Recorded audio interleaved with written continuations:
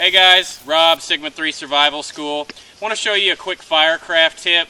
We talk a lot about the all-night fire in our standard course, and we've got a couple of videos out on that. We're going to show you a modification for that same type of fire. It's not quite as effective just because of how it's stacked. Now, you can make it more effective, but the way that we're going to do it right now is a really simple way to do it without a whole lot of chopping. If you wanted to do it the other method, we would lay them out this way. But basically, we're going to make a rectangular pyramid with a flat top on this, and in between each layer, we're going to layer in clay or whatever kind of dirt. So let's say you've got your shelter. This is a little lean-to that we throw together. We're doing a custom class right now. You got your bed right here. And the reason we like the body length fire is because it's going to keep us warm from head to toe. You're not going to have a bunch of hot and cold spots. You're not going to be, roasting on your head area, and then your feet be freezing. So what we're going to do right now is stack the clay in between all the different logs here. So what the guys are doing right now is we're taking the clay and packing it in between the gaps in the actual wood. And what that's going to do is keep the fire from burning too hot. Now we're using a bucket for for training purposes. We want to speed this up. But if it was me and I was doing it in a real survival situation, I would just take a digging stick or an entrenching tool. I carry like a real lightweight shovel in my kit, and just dig a trench around the outside of your fire pit here, and then just throw that dirt in between the layers, and that's going to work just as well. You don't have to have anything special, just anything that's going to prevent the coal from dropping down through the different layers and getting to the bottom and burning from the bottom up. We want it to burn slowly from the top all the way down to the bottom. The next layer is going to be in the same direction. Now, if we really wanted to take our time and build this to where it'll burn super slow, it's best to stack the next row this way, but that's a whole lot of chopping time.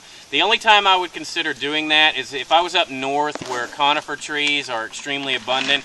You'll find just huge patches where the trees are all about, this big, and you can chop them down in 2 seconds to length, and you can stack them real tight and real uniform.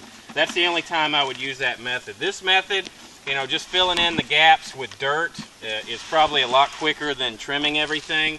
So we're going to fill this the best we can, and then put another layer right over the top of that. So really the trick with this technique is to make sure that all the gaps are covered really well. The better the gaps are covered with dirt, the longer the fire is going to last, and that works better than any other method. We've tried it with 50-50 green wood versus dead wood, and nothing really beats packing the middle of the sticks with dirt. So the next step is, now that we've got the dirt on, now we're going to build a teepee fire on both sides, light them up, and they'll be ready to go. Alright, so once you get your base done, then you're just going to build a couple of teepee fires. And the reason we do that is so that it starts at each end and will kind of burn towards the middle.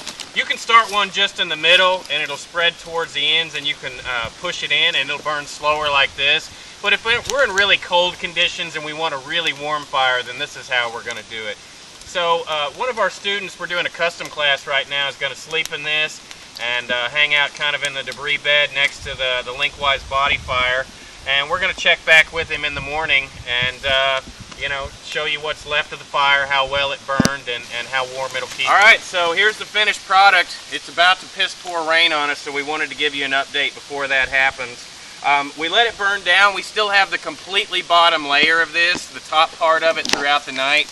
Basically, it was covered with ashes, so it'll just kind of smolder.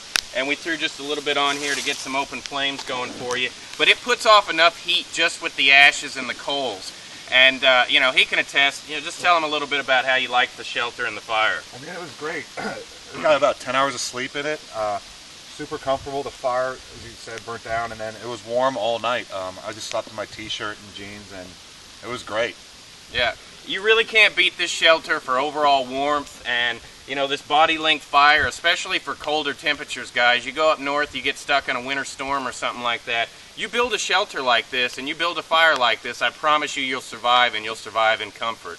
So this is just another tool to throw in your toolbox. As always, please help support us by sharing, liking, and subscribing these videos. And we also just opened up a new survival forum on our website that we're going to start opening up discussion for these different topics. So make sure you go ahead and check that out, and if you've got any questions or comments, please post them there.